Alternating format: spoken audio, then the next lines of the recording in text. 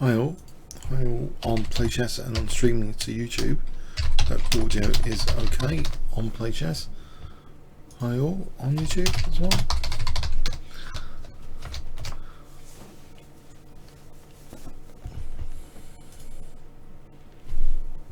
So this week I thought we could carry on looking at the World Cup, which is still on.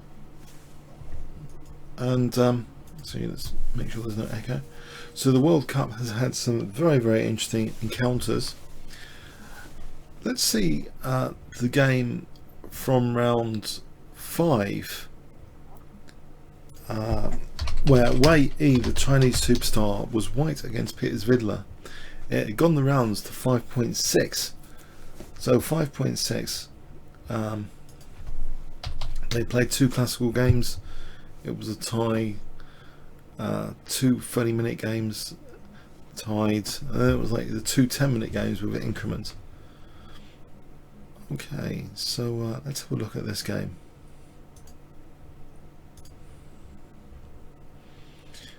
Wei Yi kicked off with b3, quite a surprise move there. b3. I hope it's streaming okay, by the way, to YouTube, just make 100% sure.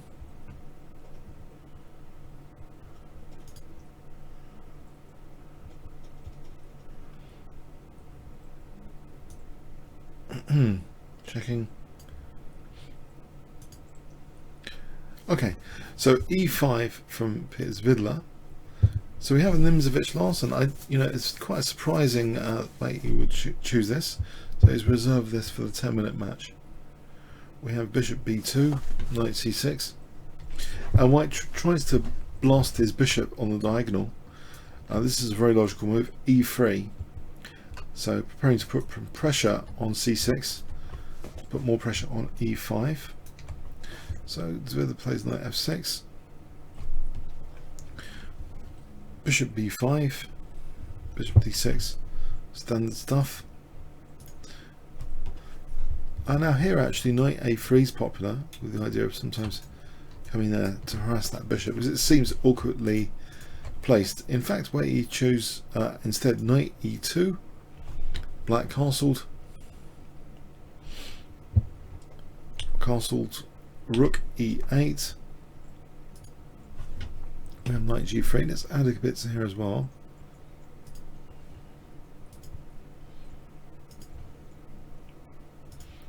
a6, bishop drops back, bishop f8, c4.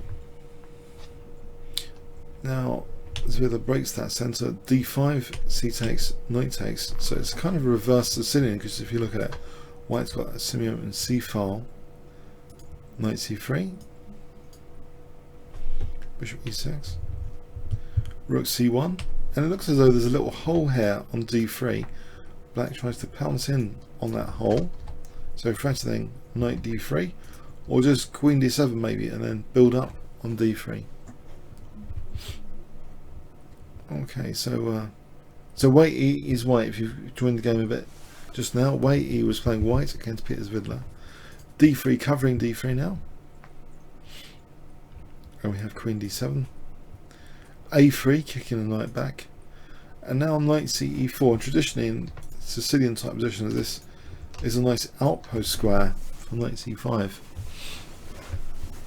Okay, nice little outpost square. a5, and the knight didn't actually go there. In fact, knight g5 was played here, and it's slightly awkward, this bishop. Svidler gives it up, knight b6, takes. Yes, white enjoys that bishop here. Bishop g4, queen d6. So yeah, strategically it looks as though white is better here with the bishop here. Things have gone very well. Queen c2, that semi-open c-file pressure is very pleasant. Knight d5, rook fd1, we have rook ed8, bishop f3. So very pleasant position indeed for white. at the moment. G6. Knight E4 attacking the queen moves. Now knight C5, getting in fact both bishops from Peter Svidler, because he can't really afford knight takes B7. If he just moves his queen here, knight takes B7 is kind of winning really at this level. Well, it is actually winning. It's horrible. So black really has to give up the bishop pair. So at this point, maybe, you know, Svidler's not really fancying his chances. White has that bishop pair, which seems actually quite effective here, combined with the c-file. I mean, there's more than one trump card set, basically. The trump cards are the bishop pair and the c-file coming together. Black's playing now a passive kind of looking move, rook a6. But it does introduce the possibility of creating a threat on b3. A slightly vulnerable looking pawn. Queen c4, rook b6, g3 now, knight d e7, and here with knight d e7 the queen is looking at b3 and x-ray, so rook takes b3 is actually a threat in this position now for white to parry. Wei Yi takes actually on e6, which might, it seems this might technically not have been the best decision. Maybe trying to keep the tension if that's possible. A move like this, it seems possible because the bishop's holding d1, so if takes, we can take like this, and this is a pleasant enough position for white here. But this choice instead, queen takes e6, maybe black has kind of fixed the d5 square. It looks like a bit wretched.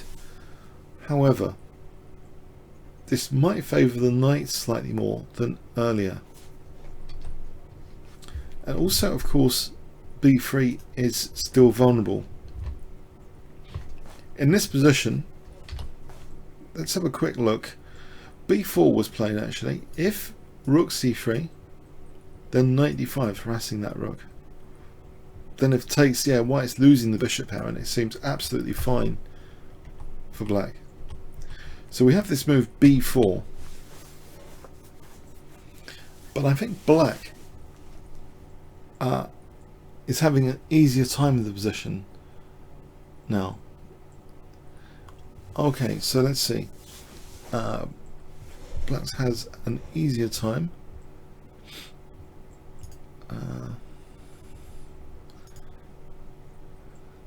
Alright, so he plays actually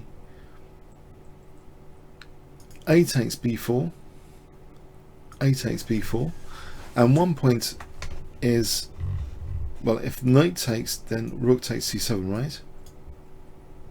You'd think. Rook takes c7, or even bishop takes e5. And if rook takes b4, then here the rook is prone to bishop a3. So this is actually quite dangerous. This is the idea. White can take on e7, take on c7, and white will be great, fantastic for white. Okay, but in this position, black doesn't have to take on b4. He actually plays knight d5.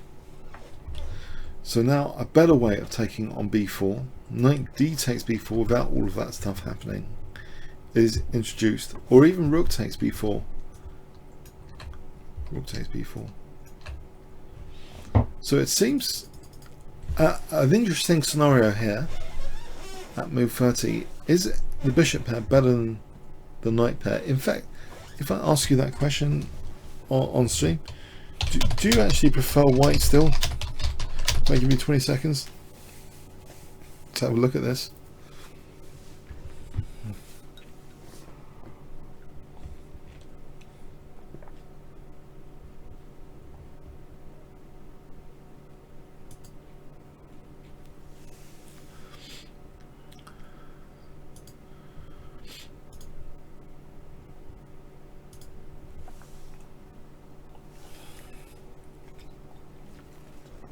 Any thoughts?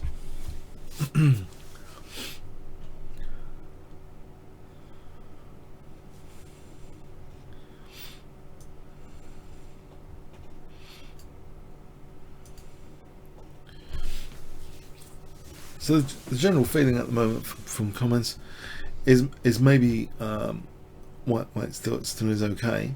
The engine evaluation actually is in Black's favour here by more than half a pawn. So it's interesting actually. What is actually the truth of this position? Deacon on play chess, the knights look better.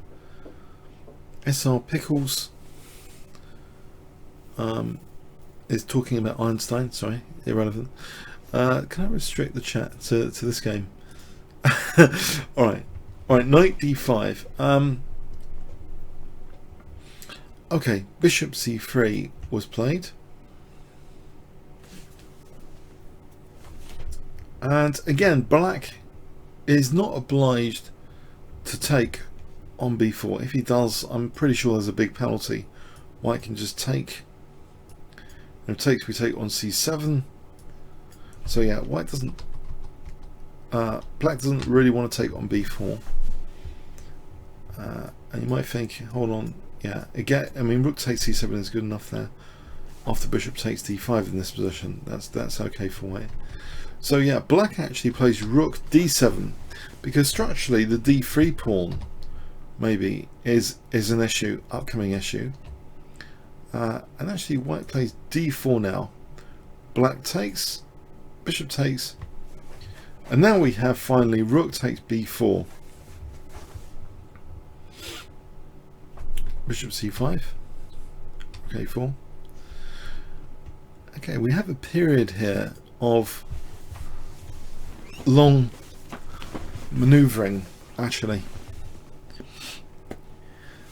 Let's have a look. Bishop e2, rook a5, e4, the knight goes back. We have an exchange of rooks, two rooks coming off, bishop e3. The king comes into the center. It can do so more easily than the white king here. Rook b1, knight d8 protecting b7, f4. And it looks okay, you know, that the other knight's going to be restricted. From one perspective, you might think it looks okay. b6. Black has to try and blockade with the knights. We'll try and create a pass pawn later if possible. Rook d1, king e7. Now white tries to open up the bishops a bit more. We have f5. After e takes. Okay, here there's actually a dangerous threat of bishop g5 check, which will be winning material. And also note in this position, if rook takes f5, then this is okay for white, this move here. Black would have to give up the exchange because of that skewer. So actually Peter Svidler, he plays actually knight f7, and both his knights want to sort of support a knight on e5. Bishop f4, and we have knight d5. In fact, all three pieces here are reinforcing the e5 square for usage. Rook c1, c6, bishop e3, b5. Yes, these are pass pawns actually. Check, king f6, fg, hg. Now there's a 2-to-1 pawn majority here, but isn't this a pass pawn potentially? Check, king e6, bishop d1. So bishop b3 check seems useful, but black plays knight g5. After check, plays knight c4. Doesn't mind the double pawns. It's an extra step for a pass pawn. King g2, rook a8, bishop b4, knight e4. The knights are actually seemingly controlling the bishops now. It seems not only that, this knight on e4 actually supports c5, kicking this bishop into perhaps a very passive square like e1. We have rook e1 pinning, king d5, check, yeah, pinning again. So, you know, to stop c5, this bishop takes. King d4, unpinning, check, and now king e3. The king is venturing down, And still now c5 is really on the cards. And if white persists in checking on e1, let's have a quick look. If check here, king d3, and if check here, knight cd2 would happen. That'd be the end of the checks. And pleasant enough for black. So actually, Wei Yi actually played. Sorry, after king e3, he didn't bother with this check here. He actually played rook c1. But now, finally, this move c5 happens. Check, check, and the king goes to e5.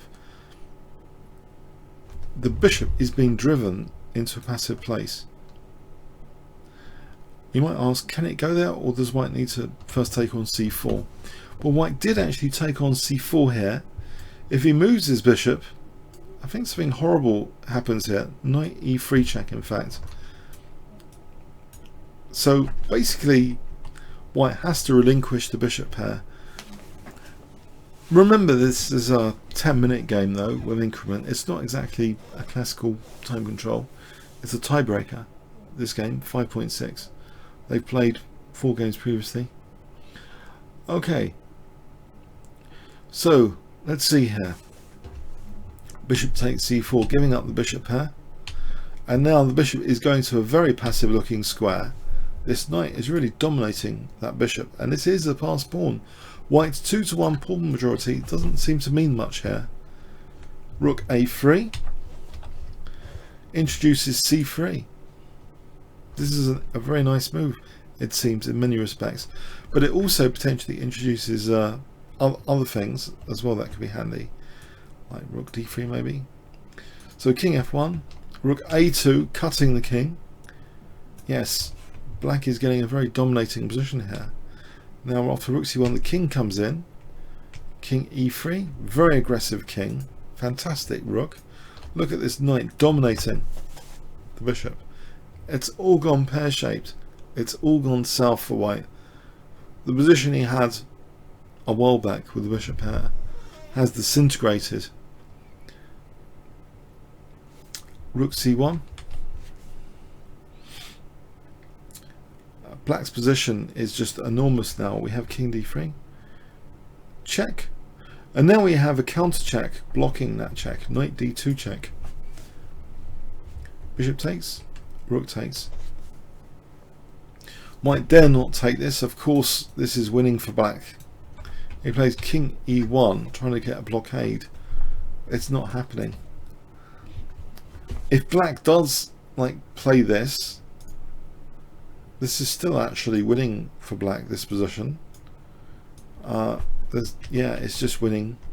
But anyway, even better, maybe c3 is played. And it's really just hopeless. Completely hopeless for white. His pawn is looking as though it's dropping off. Say here, we can just take here. It's hopeless. Yes, a big comeback there in the blitz. The 10-minute round 6. This is such a grueling World Cup, but the great Chinese prodigy Wei Yi was knocked out.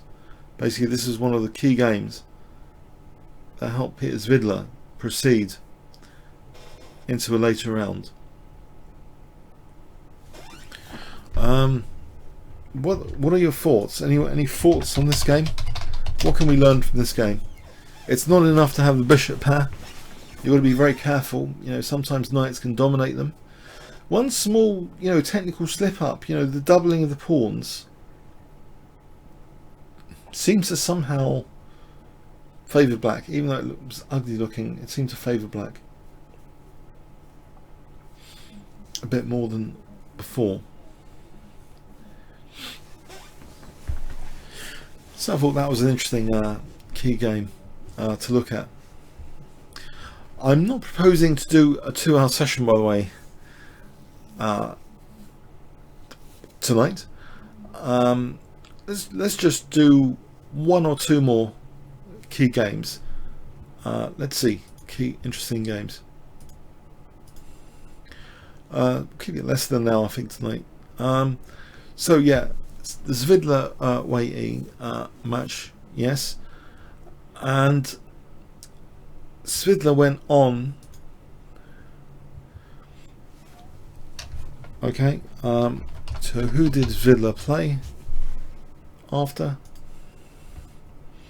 He played Giri. And if you look on the YouTube channel for the kingscrusher today, you'll see a key Giri game which Svidler actually won. He won the first key classical game. Now in the second game against Giri, who's a super grandmaster, Anish Giri, Netherlands top grandmaster, he had to just hold a draw basically. In the first 6 rounds, it's the first 2 classical games only. You know, if you can win that little mini match, then you're through. Shall we have a look at Svidler versus Giri to see how Svidler held, if he did hold a draw? Should we have a look at that next?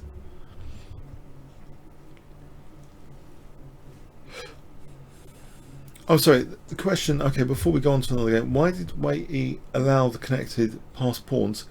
Let's look structurally at this question of passed pawn management.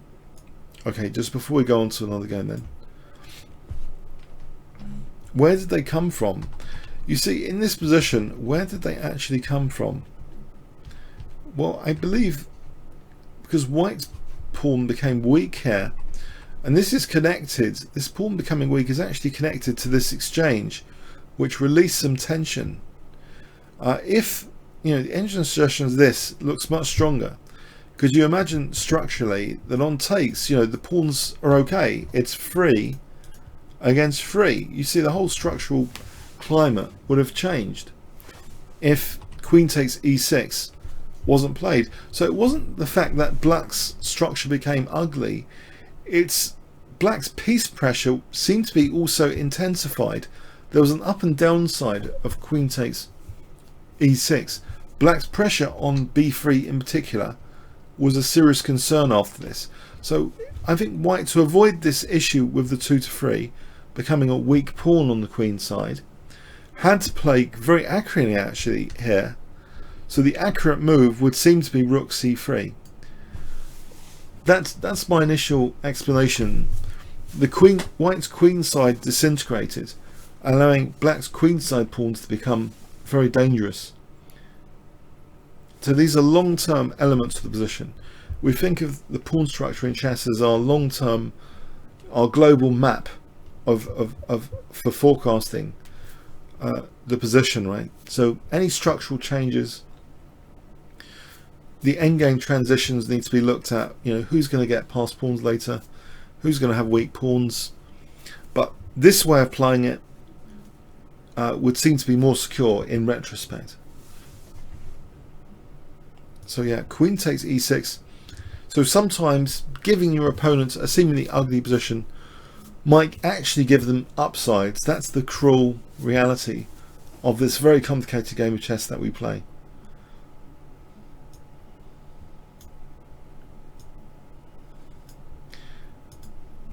Alright, so let's have a look at Svidler. Yeah, so if you look on my YouTube channel from today, we have the first match against Giri where he actually won, so I'm not going to repeat that. Let's have a look at the second one where he just needed a draw actually. So Svidler against Giri, let's have a look at that, and maybe actually call it a night today, because I'm a bit shattered today, to be honest. So I'm trying to have some meaningful commentary so far, and I hope that was fairly okay. But let's have a look at this game. So Peter Svidler against Anish Giri.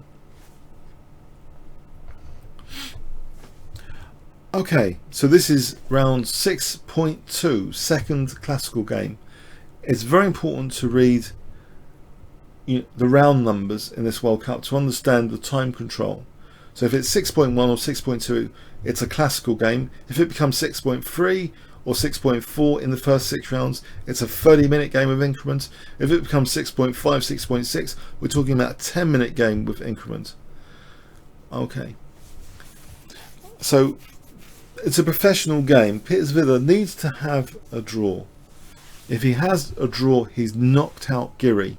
So it's a key game. E4. And Giri plays actually a Karjakin, which is a bit of a boring, dull opening in general. But, okay. D4, D5. So some people are a bit surprised. You know, if Giri needs a win, why does he choose the Karjakin?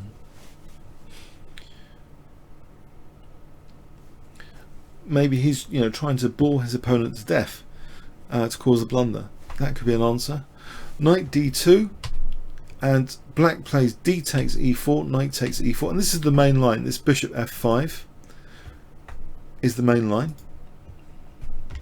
So there's over 10,000 games in live book from this position. Knight G3, bishop drops back.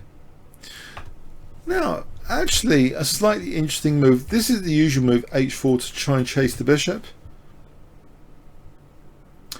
Apparently, a little trivia I've mentioned before, Knight F3, Ian Rogers has mentioned something that this might be inaccurate, because then we have this position, and if you want to chase the bishop, black's got this option of Knight H5, which apparently is kind of equal for black. So that's why, slight nuance here, if you've ever played this line with white, the main move is actually H4, not Knight F3. This is perhaps seen as an inaccuracy.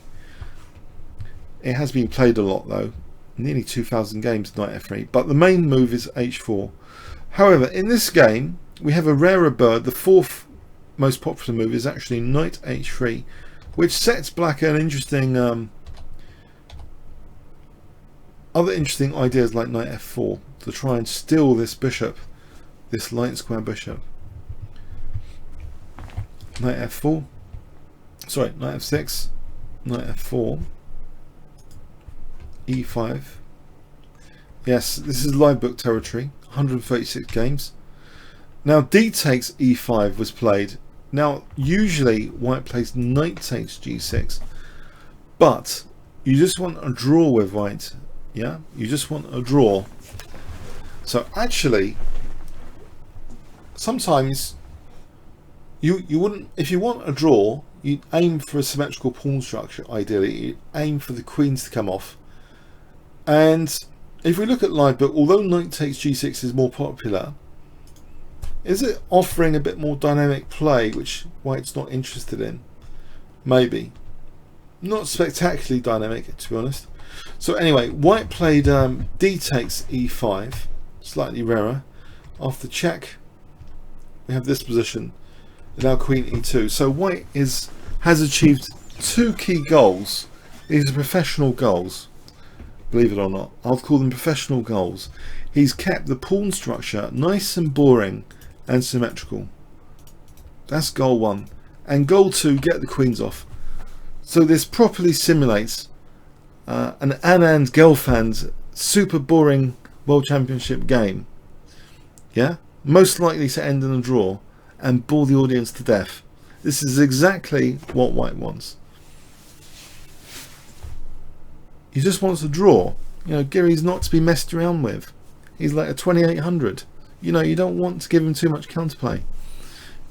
Pawn structure symmetrical, queens off. That does the job, surely.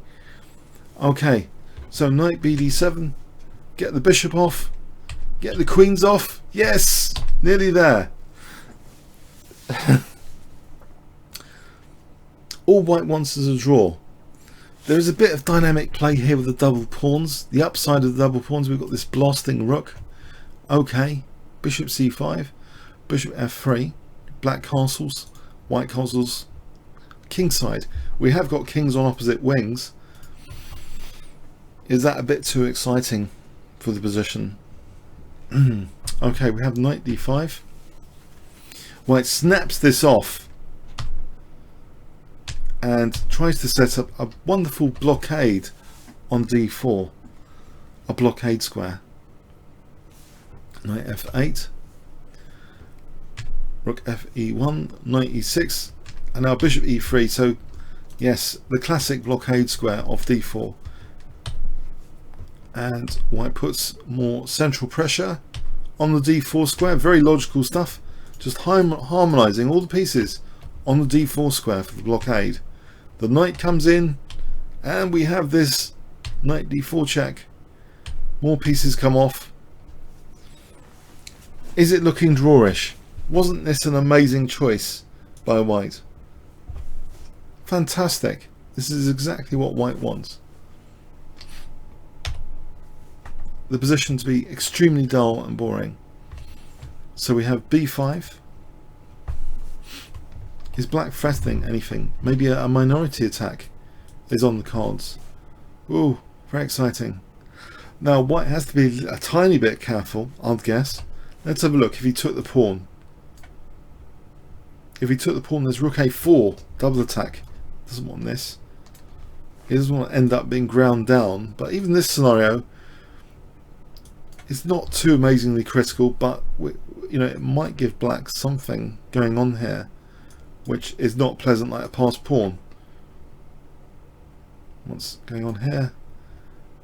That's winning actually, this position, because of the back row issue. As a variation example, just winning a piece, take and take on d4. No, so okay, there are some risk factors. White has to be careful. He doesn't want to just take on a7 casually. He plays g3, kicks the rook. Now he takes on a7, rook a8, bishop drops back, rook takes a2, rook here. He sorted out his back row. King's got a nice square. This minority attack idea is not as effective. Rook e5, h4, restraining the pawns over here. Rook a4, king g2, f6, blockade. Okay, rook e3. It looks perfectly solid. It would be difficult for white to lose this position, even if he was playing an engine. Probably the position is so boring. This is ideal play if you're playing an engine, I think, and you want to try and win on time in your online games.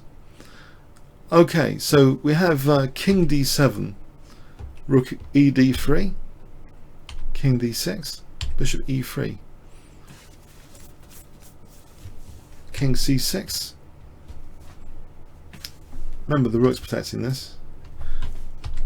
And white just starts repeating now. Why not just start repeating? What is black's plan? Just repeats. What is black's plan? What is black's plan? There's no plan.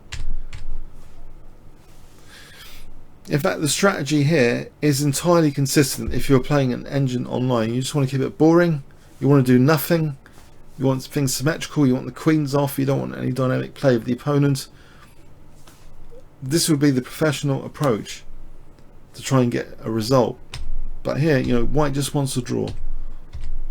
Just keeps repeating. Yes, I know someone said it was a boring game and not to cover it, but this is a professional game. You've got to knock out the opponent in these World Cup games. He's already done the damage. He's already done the damage in 6.1, in round 6.1. You know, he won with the black pieces. He needs to like just bank what he's accumulated without any risk. This is the way to do it. Black plays now b4, trying to, you know, maybe get a past d-pawn. Bit of excitement here, trying to undermine to get a past d-pawn. C takes. Is this a worry? King b5. Well, white now just plays bishop c5. Okay, what's happening here? Knight takes. King takes.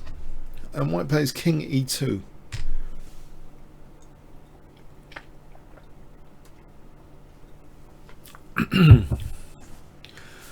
Black played g5, and it seems a draw was agreed. A draw was agreed.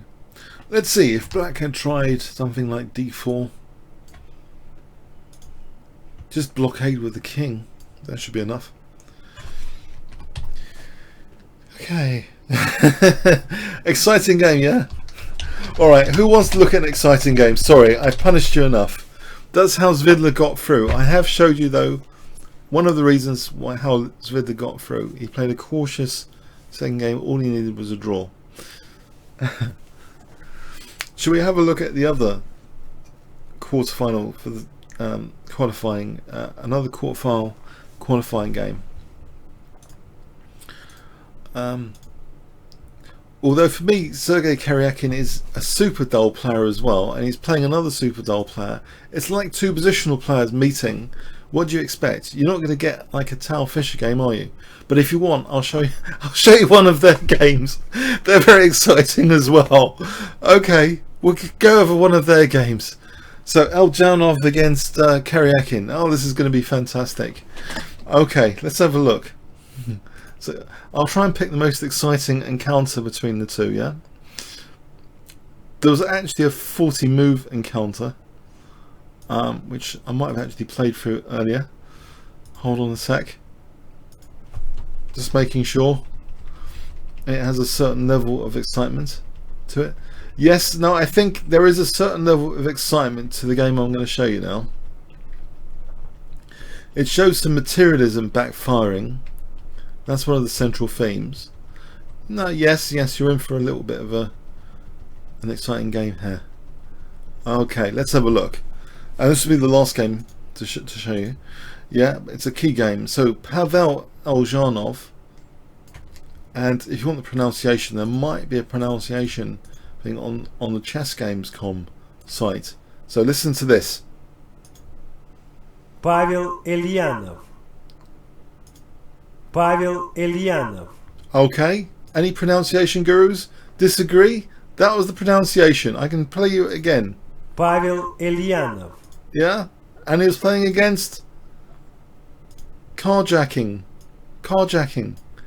No, just kidding. He was playing against Sergey Karjakin. Sergey Karjakin. Everyone pleased with the pronunciation? It's wonderful, isn't it? I practiced that so much to say it like that in a different accent. Yeah, I hope you appreciate that. Just kidding. I'm playing that from chessgames.com, yeah? So, Sergey... Pavel Eljanov. Oh no, and the other one? Sergey Karjakin. Alright, so this is an exciting encounter between the two. Very exciting encounter. Not really. No, it's quite an exciting. It's quite an exciting. It's all relative. It's all relative. Excitement is all relative. You know, you need boredom to have excitement, because otherwise it all becomes the same, samey. Yeah. Without the boredom, there's nothing exciting. Just remember that. Okay. You need to watch crappy films to appreciate good films. Just. Okay. So let's see. Pavel was white, Sergey was black. I'm going to use their first names because it's easier. So Pavel plays knight f3, knight f6 from Sergey, yes, g3. And this is a trade secret. You know, all this stuff about opening theory and opening videos and books, it's all lies. When the GMs play each other and they want a decent position with white, they just play this. They just play knight f3 and g3, because at minimum you're pinching a bishop. Yeah, you're having a decent position. You don't need to have 6 million tons of opening theory to play this. Yeah, you just got a decent position here. Look at it. You don't need to spend thousands of dollars on opening videos. You just play this. Yeah. What do you think this is? You know, Sergey Karjakin is 2762. Do you want to go into his opening theory? No. For God's sake. So anyway. Sorry, so I'll calm down. Ice cold, yeah. I'll calm down. Alright. So we carry on. C5. C5 was played. Bishop G2. You know, Fischer was right. This is the stuff Fischer was playing when he was young. King's Indian attack. I hope you all know that.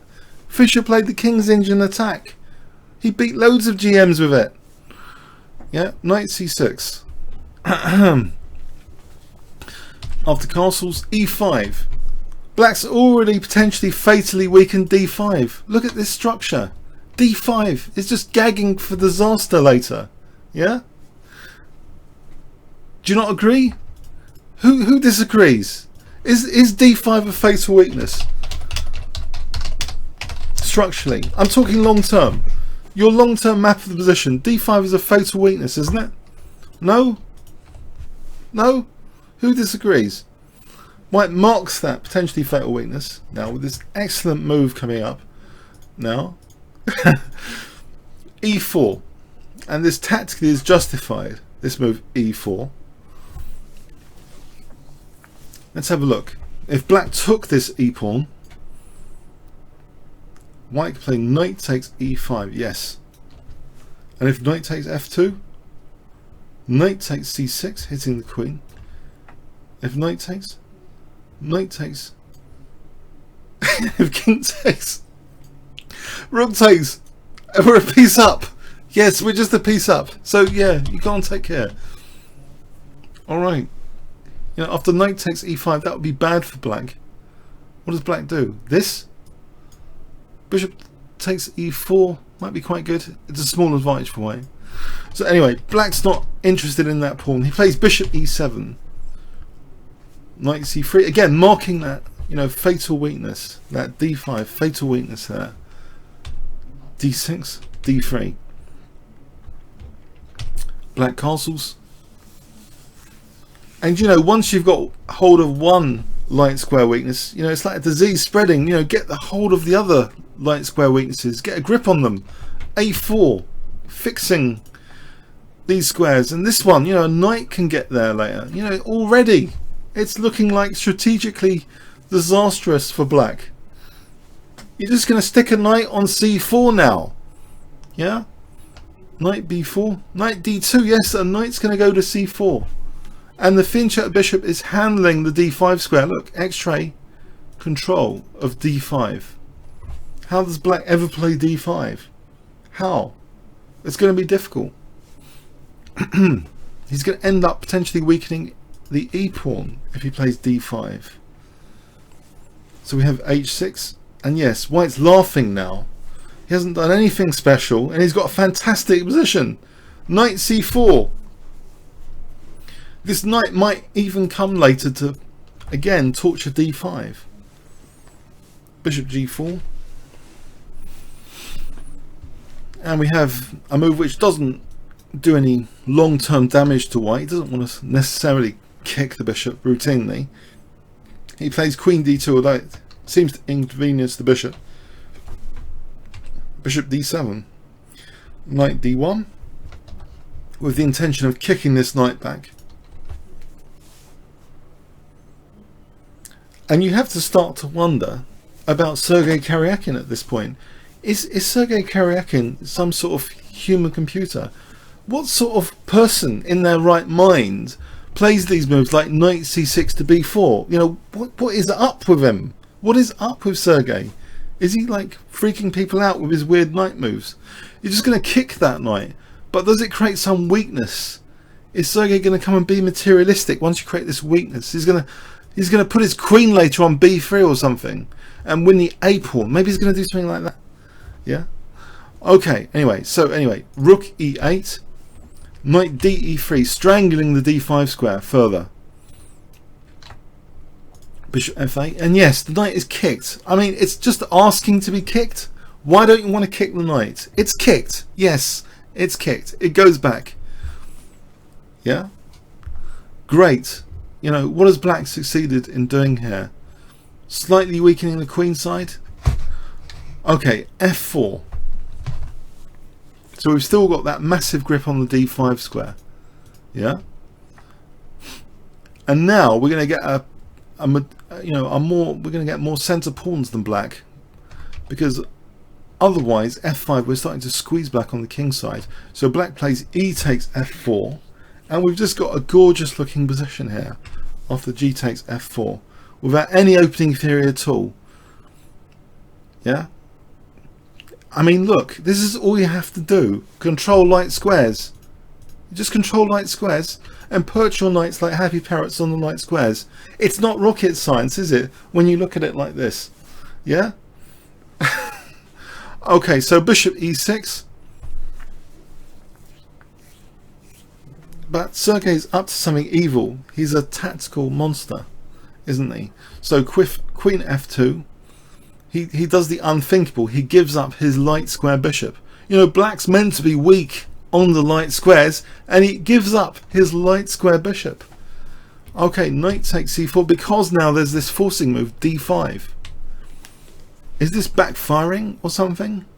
Is black getting strong piece play? Isn't his bishop still imprisoned by the pawn on c5? Okay, white takes on d5, knight takes d5. And okay, we've got this backward pawn potential issue now. Bishop d2. Knight f6. Yes, and black is actually threatening with that retreat. Queen takes d3. Okay, we have to protect that pawn. And now, yes, this weakness of b3 is looked at. Knight a5. Looking at taking actually and winning a piece. So white plays knight e5. And I wasn't joking earlier. I wasn't joking. This b3 square is used now. Queen b6. The queen really wants to come into b3 to try and win a pawn. This really did happen. This is how Sergey Karjakin plays. Rook a b1. Rook a d8. King h1. And the queen comes to b3 just to try and win the a pawn. You see? You see? It's genius, isn't it? It's tactical genius at work. He plays that move knight b4 expecting you to play c3. You end up weakening b3, and then later you find his queen on b3 winning your a pawn. You know, and if the things could get worse, once he wins your a pawn, you know, later probably he's going to queen the a pawn, and that's it. And you'll wonder where you went wrong. And it all starts with the move c3. Yeah? Okay. So, you know, white's got to be resourceful here. Otherwise, this terrible thing is going to happen. You're going to lose the a pawn and lose an endgame now. Okay, but no panic. There's the middle game here. So what does white do? A fantastic move here to try and refute black's materialistic computer-like play. So white play. What do you do here? What would you do if I give you 20 seconds to think about this?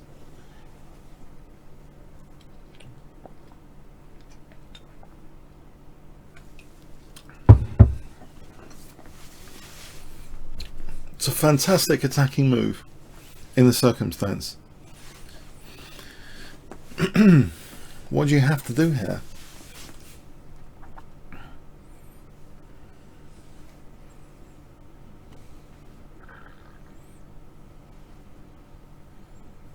Any ideas?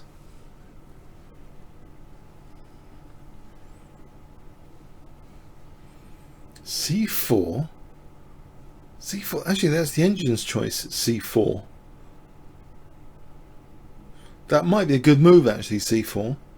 But no, another move was played. No, C4 was actually the engine's choice. I can't dispute it actually. Because you're setting a trap, aren't you? If here, then you play Rook A1, winning a piece. Good idea, C4. Give yourself some points for that. But there's another move, right? So C4, maybe black's best is Knight C6. Then white can play Bishop C3, and again, it's not so easy for black to be materialistic because we've got Rook A1, and where's the Queen going? Here. Queen probably gets lost. Yeah, it's starting to look as though there's big trouble. So I think you're right about this. There'll be big trouble for black. This is just a variation, which favours white. Okay, so you know you're right. C4 is a good move. Yes. Okay. Some points for that, but there's another good move. Engine's second choice is actually Bishop E1. Transfer the bishop to H4. Threaten to inflict structural damage like this. Let black have the A pawn because the pieces can get tangled. We can have skewers and stuff going on. So you're white here against a materialistic evil tactician who now takes your A pawn. But now you pounce with Bishop H4, threatening structural damage and carnage generally on the king side. But black parries that with Rook D6. But now you exploit the queen over here with the knight with this little move, Rook A1, Queen B5, and you harass the queen. You put the queen on a terrible square, A6. And it really is as if you're playing so far a computer from 1970 or something. A computer that's just won your A pawn. Okay, but there's a good move here now. A very, very good move here. Which is hard to take in actually. When I was playing through this game, I couldn't believe this move. Why is it so good? Why? And this is the engine's top choice as well. Fantastic move here. White to play. What would you play here?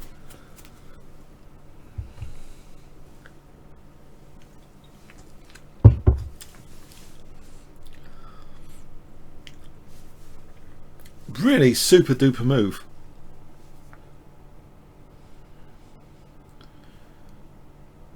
It's a really out of this world move, considering, well, if you weigh out all the factors. So basically we've got skewer here, we've got slight immobility, here, the rook's looking after f6. We've got a nicely perched knight on e5. We've got this backward pawn though. Our king's safe. We've got this g file potentially to cause some carnage to the black king. So what would you suggest?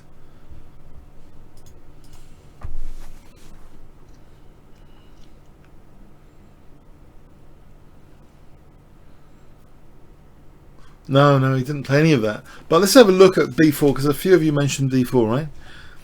Now that is, you're on the right track with b4 actually, I think, because if takes, you want to play this c5 and harass this rook. You're actually on a very good track here, because here, then we got knight c4 for example, hitting the knight. If b6, then we've got f5, and we're gonna get this dangerous bishop f6 in if black's not careful. Where does the rook go? If it has to go here, then when we get bishop takes f6 in, and then who's laughing then? Who's laughing then? Look at black's king side, it's a wreck. Yeah? In fact, this is winning. Check. So again, I'm going to have to give you points. Are you all checking with engines or something when I ask you this? This I'm going to have to give you some points for b4, it seems, because this is a total disaster for black. This position. We're going to use that g file, and it's going to be the end of game, right? Just rook g1 is a mate in 2, in fact. Yeah. Yeah, no, b4 is pretty good. So let's see. Is there any actual defense to b4 before I go on to the move played? It seems white's clearly better after b4. Possibly the best move here is not d6, but rook d5, because then we've got the queen holding f6, yeah? Or have we? Let's have a quick look. Bishop takes.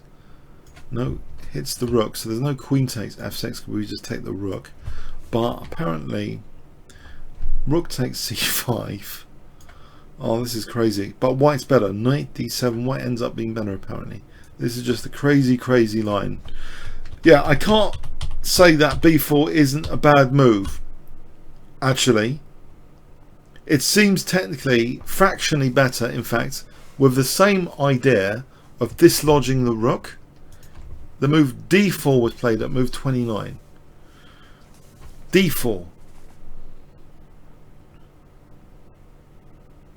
So let's have a look at d4, because it actually blocks the d5 if it's taken, restricting black's rook.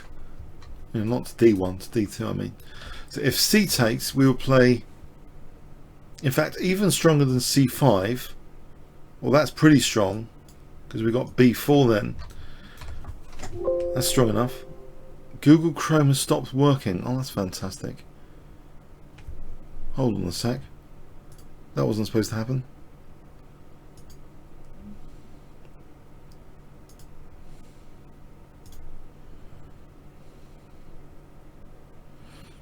One moment.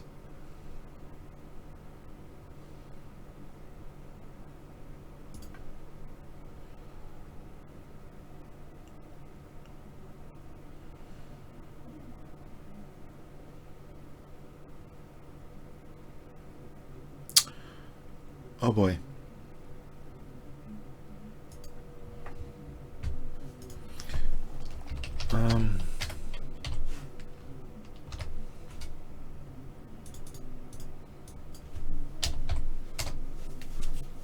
See if this is still streaming. Hold on a sec.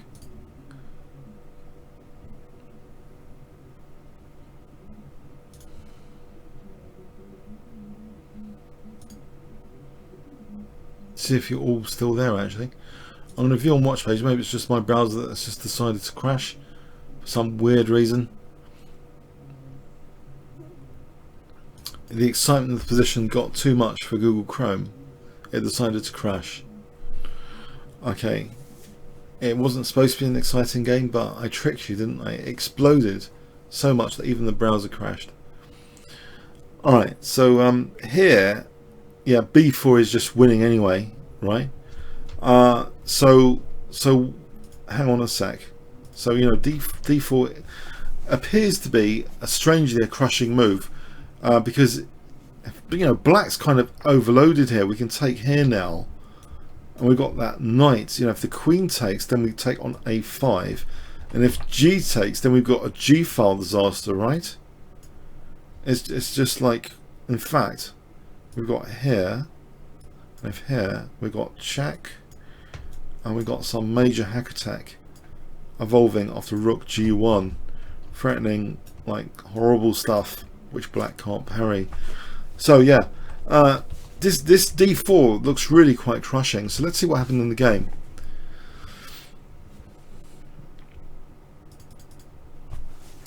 Sergey played rook takes D4. Yes, he played rook takes D4. And now, yeah, you might be tempted by bishop takes F6, but actually another move was played instead. Queen C3, just looking at that knight, trying to encourage black maybe to block here, so then we can snap off here. So example, B6, snap off here, and this is a disaster. We swing back here, and then we just stick the rook for the battery, and it's a total disaster. E.g., this is a forced mate in 6.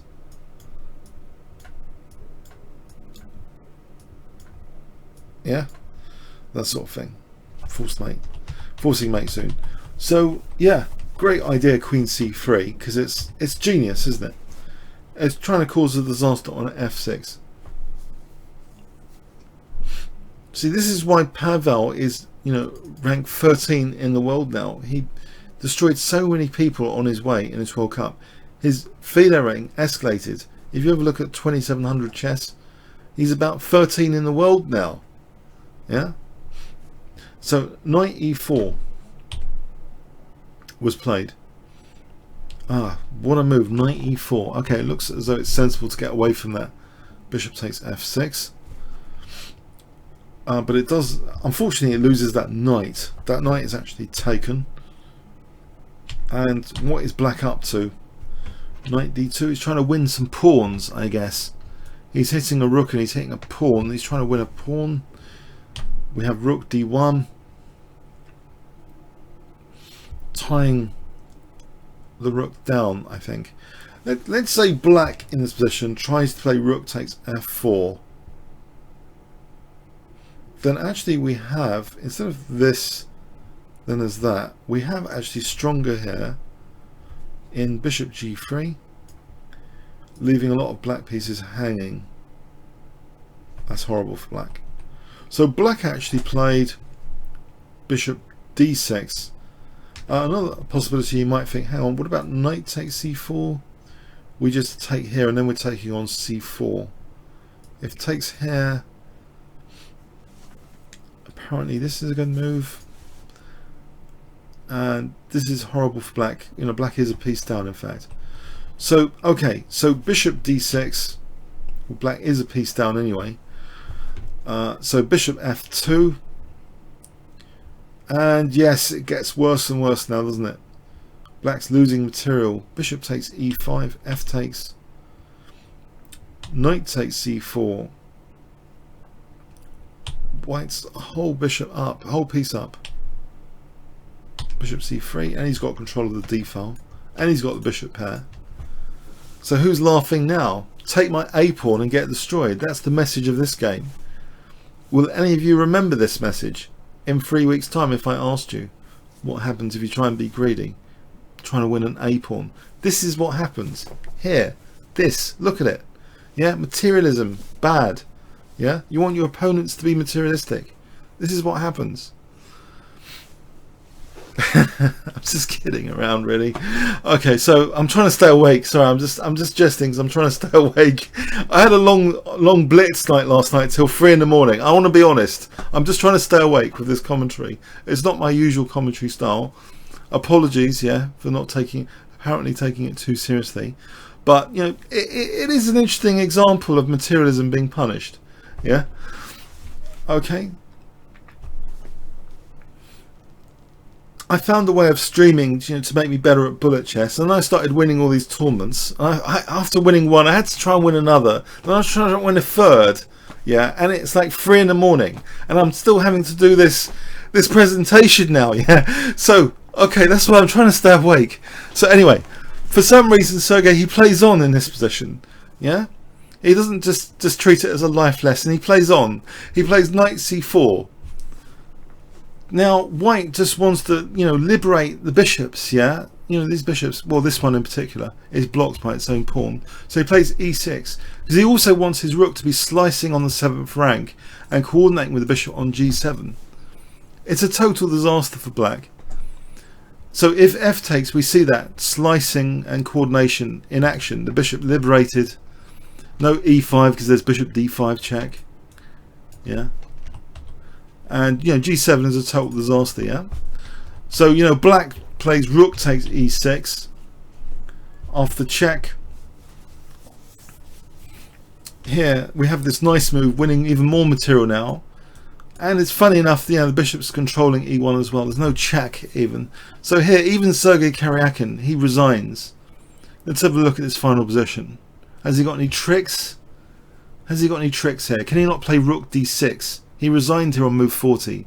If he plays rook d6, okay, we don't play this, no. We got a better move than that in this position. Can you guess what white plays here? White play.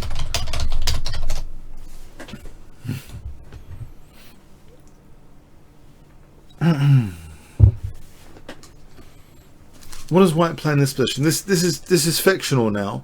Black had actually resigned after bishop d5, so this is just a bit of trivia about this game. So if black had played rook d6, there's something which is really strong in this position.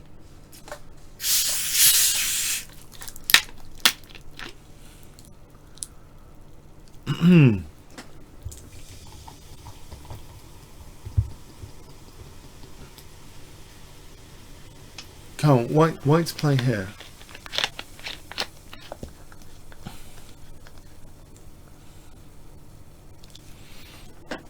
Yeah. There's a powerful forcing move actually, which is much stronger than taking the rook. There's bishop e4 check, because remember this diagonal, if it opens up, then there's a mate, isn't there? Rook h8 checkmate. Another bit of coordination.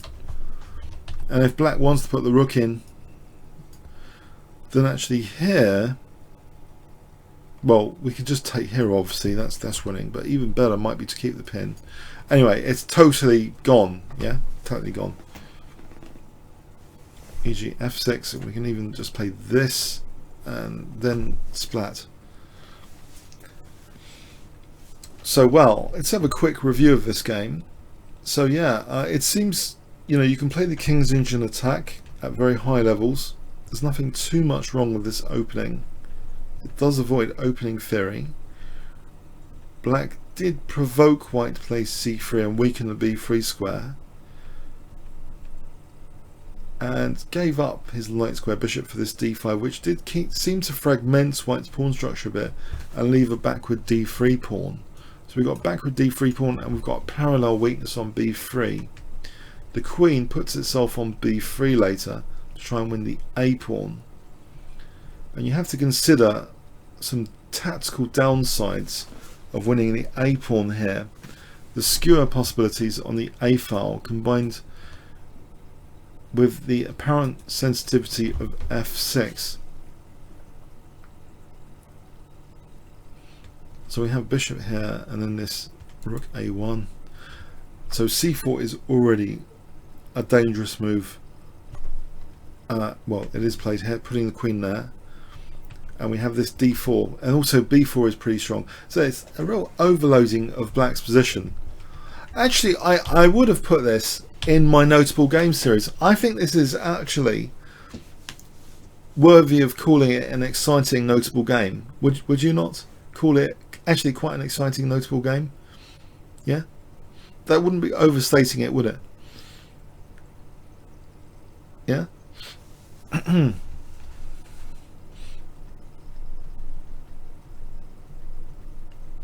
That's a brilliant game. The more you look at it, I think it's a brilliant game. Do you? Who thinks it's a brilliant game? In fact, shall we look at some? I wasn't going to do this, but it's so brilliant. I'm wondering if we should look at some of the other games. It's notable, yeah. It's notable, yeah.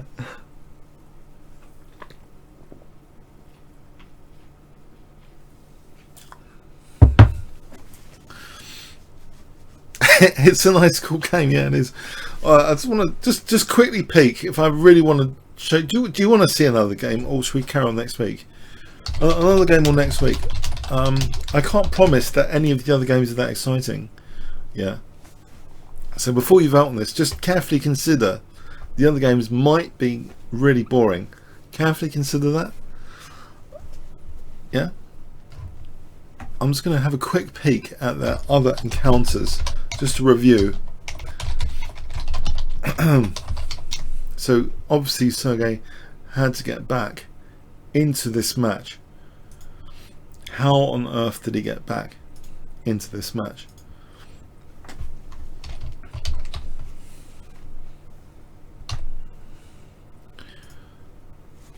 So he's basically the top seed. He's the only, he's the highest seed that still is in the tournament. Sergey Karjakin.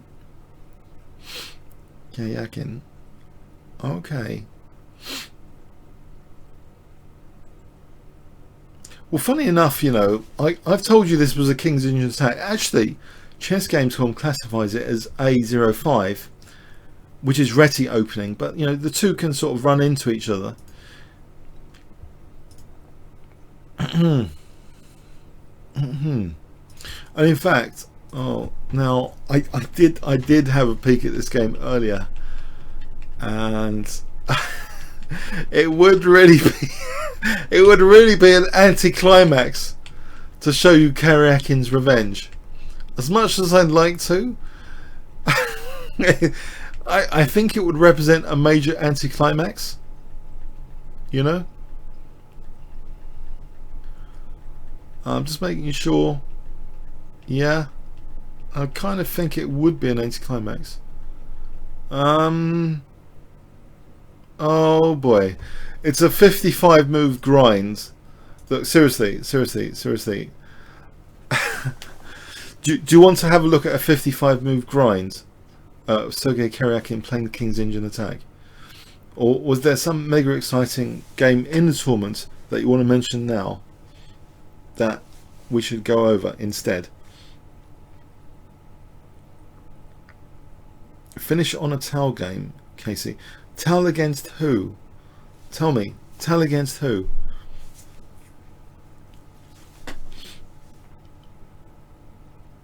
Who's got a favourite towel game? Anyone's got a favourite towel game? Mikhail Tal? On a completely different subject.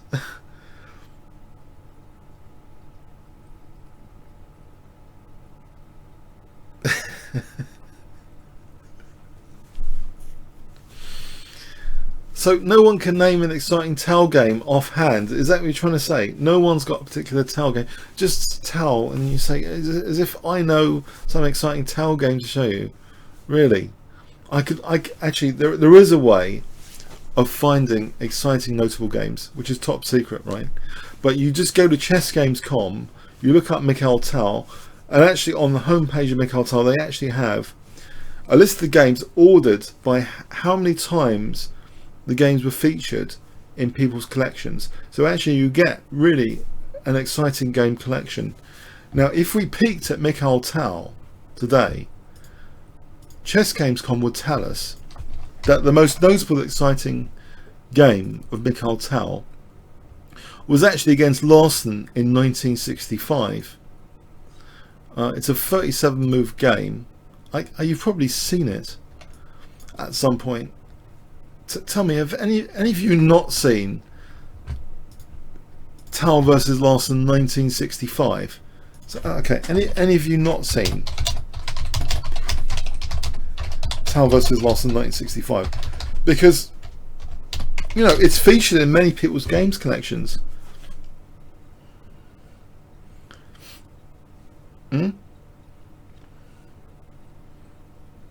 Have you all seen it? It's a waste of time me showing it.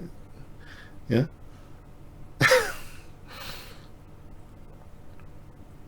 See, you've all seen it, haven't you? You've all seen it. Yeah. Let's go over it. Let's go. Let's get it done with. Come on. Let's get it done with. Let's have a look at this. So Tal, right, in those times they still played e4, yeah, and they still played the Sicilian defence. It was a time of joy, of excitement, where everyone seemed to enjoy playing chess. the openings weren't so theoretically analysed. Kramnik hadn't destroyed much of the fun of the chess world by introducing the Berlin defence. These were pre-Berlin defence times. There was still fun and laughter in the game of chess. They played the Sicilian defence. Yeah, I know, it's on YouTube, this game. And we have an open Sicilian. And now you know when you reach this position and you have d4, you're in potentially for an exciting game already. Do you know why? Do you know why? Because if you look at the structure, it reveals that both sides have decided to have an exciting game. You know, black is having a semi-open C file and white a semi-open D file, and they're even proposing to castle on opposite sides to have a kind of, you know, battle, yeah, against each king, you know, the kings, you know, a race or something. So let's have a look. E6, knight c3, d6, and Tal plays bishop e3. Yeah, knight f6. In fact, we have f4 here. Let's have a look on Livebook. The most usual move is bishop c4, but actually Tal chose f4. Bishop c4 is far more popular than Tal's choice, actually. But anyway, let's go with it. f4, bishop e7, queen f3, and black castled. And you see, look at this position. The kings, they're placed on opposite sides of the board. What an exciting scene is set from this opening. Yeah? You have mega exciting opportunities now for both sides. We have queen c7, and the most popular move here is g4. But Tal in this position plays a much rarer move actually than g4. That's been seen 30 times in this position. Tal actually played a move knight db5 first, and then g4. So after a6, the knight goes back, knight takes, bishop takes, and black tries to get on with the queenside counterplay. Yeah. So the usual plan to try and put pressure on e4. It's pretty logical stuff. In fact, I would say, of all the manoeuvres in chess, this idea in the Sicilian of b5 and bishop b7 and b4 it's just like clockwork precision, elegance to it. You know, you're trying to attack a central square. You fin check to a bishop. Your pawn is ready for b4. You can't argue with it, it seems. g5, knight d7, but Tal lines up his bishops. Now he lines the bishops up aggressively against Larsen's king, and we have this move b4. So guess what Tal played here. Tal play. What does Tal play here? If I give you 20 seconds.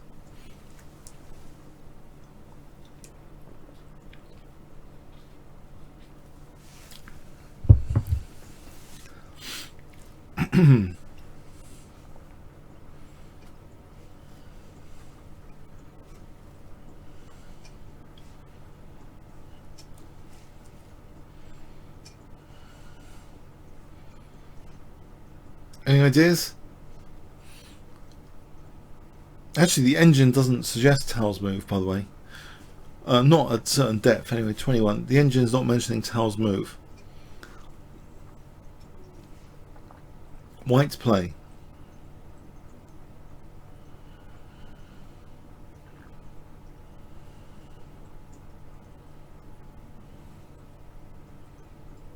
Nope, not bishop takes g7 or g6 or e5. Nope, you're all wrong. You're all wrong. Come on, has none of you seen this game before? I mean, seriously, have none of you seen this game before? This is supposed to be one of the most notable games of Mikhail Tal against Bent Larsen. You know, the great Dane Bent Larsen. Yeah. You know, one of the strongest players in the Western world. In the 1960s, 70s, Bent Larsen, he played board 1 to Fischer in the 1970 USSR versus rest of the world match. Fischer might have been annoyed, but he played board 1 ahead of Fischer. This is a classic game, yeah? An absolute classic game. Knight d5 was played here. Knight d5. And the engine gives this as nearly -2 for black. -2. Because the engine's saying, why can't I just take this knight? What's the matter with just taking the knight? But here, you know, some profound considerations occur. You know, black, he's virtually forced to take the knight because, you know, there's nasty threats. If he doesn't, you know, white's going to just take this bishop maybe and have a nice position. So he takes the knight. But we have these super profound considerations. In fact, there's some notes here on chessgames.com which talk about it as a positional piece sacrifice. So first of all, there's this kind of invisible barrier on the E file. So a number of squares on the E file controlled by white pawns. E6, E5, and also look at the bishops in particular. They seem to be targeting black's king as well without any interruption. So it's a positional piece sacrifice. This is not something you try and get concrete proof for. This is something you speculate as, you know, look at the bishops, look at the E file, look at the dislocation generally of black's position. These pieces over here, do they look as though they're going to be jumping for defense for the black king? No, not really.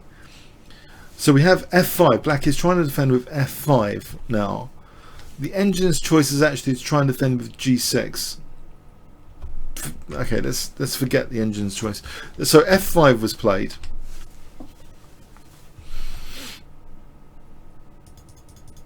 Rook d e1, simply controlling that e file, threatening the bishop. The rook goes to f7. And now, magically, the engine's changed its tune about the position just because of what black has done. As being better for white now, immediately after h4. This is actually better for white already, because white is threatening h5 and g6, just winning this bishop now. A slow plan, but what does black actually do? In fact, you know, even immediately g6 is threatened to peel open the h file. It seems Bent Larsen, by playing this f5 and rook f7, has set up his rook as a very convenient and practical tempo gainer for opening up the lines with g6, in fact. So anyway, bishop b7 was played.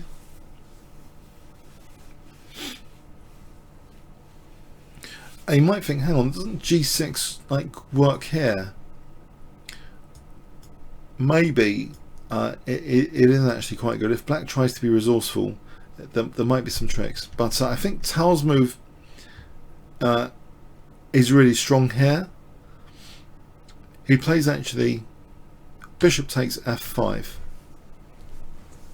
So he's getting a pawn.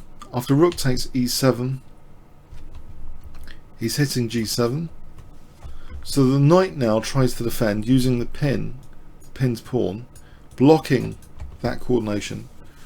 And the queen just goes to e4 now, hitting the rook. And black now seems to resourcefully defend the position with queen f8. Not only defending the position, but threatening rook takes and queen takes. But here now we have f takes e5. And we have rook f4, queen e3. So at any point here, if rook takes d4, we just take on b7. White's massively better. So black actually plays rook f3 with queen e2, and now black takes on e7, queen takes f3, and it seems as though are most of the problems over? Hang on a sec. You know, black has exchanged off some pieces. Are most of the problems over? You'll note, you know, there's the classic opposite colour bishops, and sometimes these really favour the attacking player. And in this position, you might also think, well, actually, you know, what about the forcing move rook f8? Is that possible? That might be quite dangerous for black. Queen b3, in fact, and then black can ever, like, no. If black takes here, this can be good for white. This position, but anyway, black didn't play rook f8. It's probably one of the stronger moves, rook f8, according to the engine. Anyway, this d takes e5 was played. We have rook e1, rook d8, rook takes e5, queen d6, and now a fantastic move in this position. White's play, this is a key move. White's play a really fantastic tactical move here. Can you spot what Mikhail Tal played in this position? And it is an engine, it's engine's top choice as well. What does white play in this position? So we've got the opposite colour bishop scenario.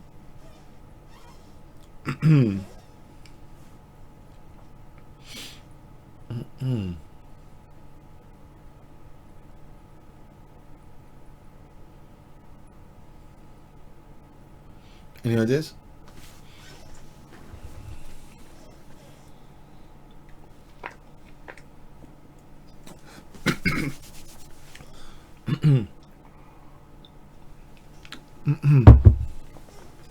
Okay, queen f4. Well done if you got this. So there's a tactical idea that if bishop takes d5, we play this check and we kind of win the queen. So black actually played rook f8 now. So now we're able to protect and centralize the queen, protect d5, and threaten rook e7. Black gets desperate now. He plays b3. There's not much else. It's a pretty desperate position. If black tries to get the queens off, we can just take here and we can coordinate strongly here. Not this one. Maybe even stronger here, and then we've got our d pawn.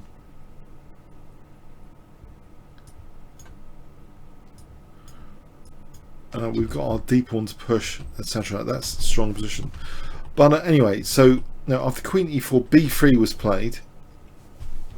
White takes that check, and we have this other check, c3, queen d6, and now another fantastic tactical move was played in this position, with really a very powerful forcing move in this position. White play here.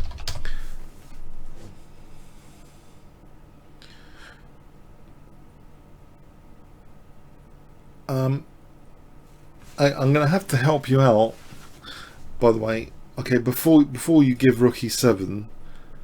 Well, that actually is a good move as well. Rook e7. No, it is a strong position, but there's a really crushing move.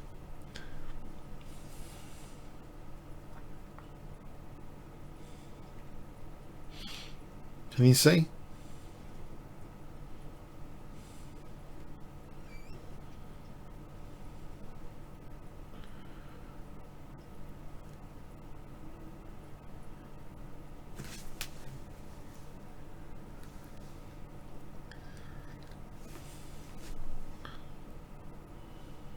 Anyone?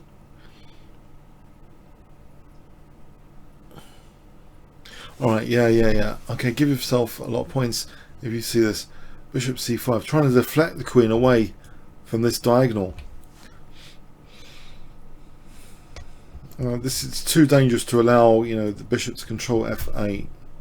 So it takes check here, check here, and the final point is revealed now on move 37.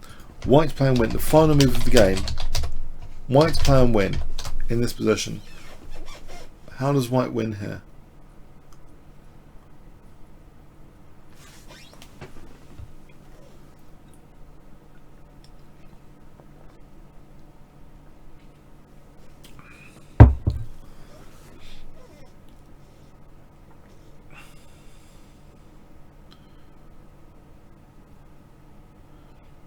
Yeah. The back row weakness, that pinned piece we can accelerate. The pinned piece. The power of the pinned piece is illusionary, someone once said. It's not really controlling f7, that rook.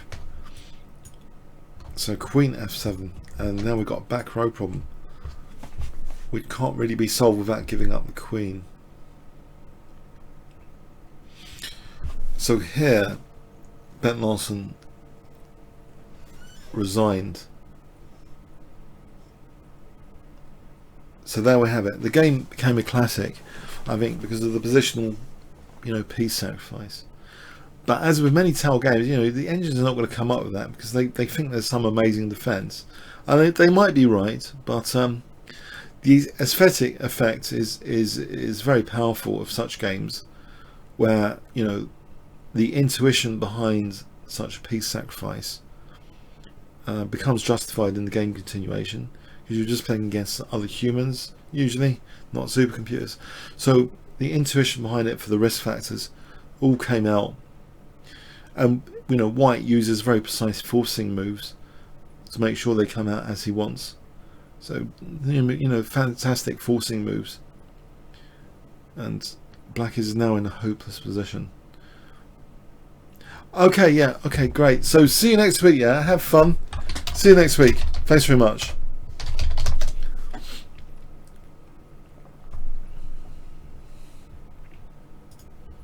Remember to like this video, yeah? All likes are appreciated, yeah? I can't live without the likes and the dislikes on. I'm just kidding. If you want, like the video, yeah. Okay. Thanks very much.